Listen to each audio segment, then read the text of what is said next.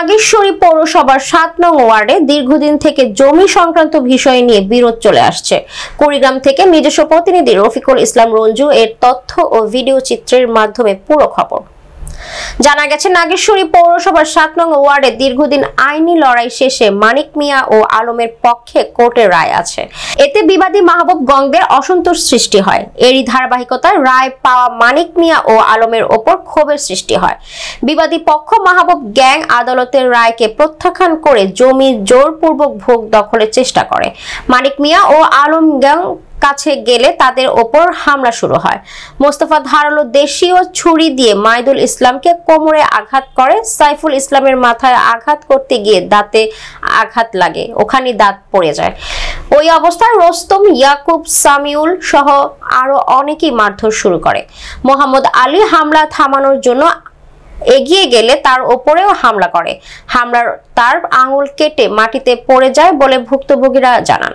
আদালতের রায়কে অমান্য করে জমির মালিকদের ওপর নৃশংস হামলার শিকার হওয়া পরিবারটি অসহায় ও নিরাপত্তাহীনতায় ভুগছে।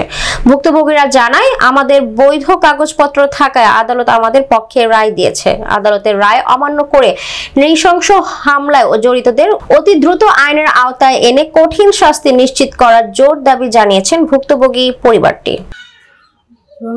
আমি বাজার খরচ করতে গেছি, সকালবেলা বৃষ্টি সেই রকম বাজার খরচ করে নিয়ে আসতে গেছি। তাতে আমার দেওয়ার আর আমার ভাসতে, আমার দেওয়ার আহমদ আলী তাহার ছোড়া দিয়ে আগত হানছে, মস্ত হানছে। তারপর মস্ত আসি আমার ভাসতে হানছে, মাইদুলো খানছে। মাইদুলো খানার পরে আমি যা আকবার ধরছি, পরে মাহাবুর আসি আমার শরীর ধরে উন্না ধরে টানাটানি করছে মাহাবুর।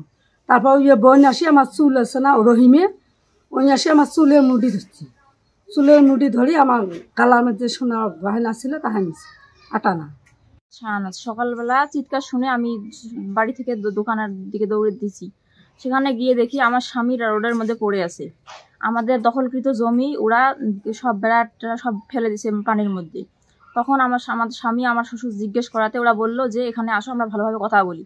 এই কথা বলে ওরা ডাক দেয়, এরা ভালো মনে চলে যায়। ওখানে মনে করছে না হলেও একটা ভালো ফয়সালার কথা বলবে। ওরা পরিকল্পনা করি সব জিনিস ছোড়া, বটি, লাঠি ইত্যাদি যা জিনিস রাখার দরকার রাখছে। এরা তো জানে না। এরা সেই ভালো মনে যখন গেছে তখন আমার স্বামীর মাথার মধ্যে পিছন দিয়ে মাইর দিছে। একটা মাইর দেওয়াতে আমার স্বামী পড়ে গেছে। তখন আমি যখন দৌড়ে গেলাম ওখানে আমার স্বামীকে ধরার জন্যে, যখন আমি আমার স্বামীকে জড়ে ধরছি তখন ওই মাহাবুর, ওদের পক্ষ থেকে মাহাবুর আর ওর বোন রহিমা, ওরা দুইজন এসে আবার মার শুরু করছে। রহিমার হাতের মধ্যে আর মাহাবুরের হাতের মধ্যে আমার অন্য অর্ধেকে প্রায় ছিল। তারপর ওরা আমার স্বামীর কোমরের দিকে দুই দিকে ছুরি দিয়ে হান মারে, একটা রডের লাঠি দিয়ে মারে, সামনে দাঁতটা পড়ে যায়। অমন দেখে আমার চাচা শ্বশুর তখন আঘাতে আসিয়ে ওনার হাতের মধ্যে ছুরি দিয়ে এমনভাবে আঘাত করে ওনার আঙ্গুলের মাথাটা পুরোটাই কাটা যায়। তার প্রশাসনের কাছে আমার আকুল আবেদন, এটা সঠিক তদন্ত করে যেন এর সঠিক বিচার করে। কারণ মাহাবুর একটা অত্যন্ত ক্রিমিনাল, ও একটা মুখোশধারী চাকরিজীবী, ও সবসময় ঘুষ ইত্যাদির মধ্যে সবসময় জড়িত থাকে। সকালবেলা মোড়ের উদ্দেশ্যে আমার চাচা রওনা দিছি।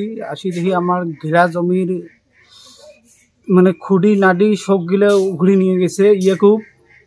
তারপর আমরা আসি জিজ্ঞেস করছি ইয়াকুবক, বলে খুঁড়ি নাডিকে নিয়ে গেছে। ইয়াকুব সোজা বাড়ির কাছে যায়, বলে এদিকে এসো। তারপরে ওইদিকে আমার বাড়ির কাছে যাওয়ার সাথে আমার চাচা সহ আমাকে অ্যাটাক করছে। অ্যাটাক করে আমাকে হানছে ছোড়া দিয়ে, আবার দাঁত ডাঙে ফেলে দিছে রড দিয়ে।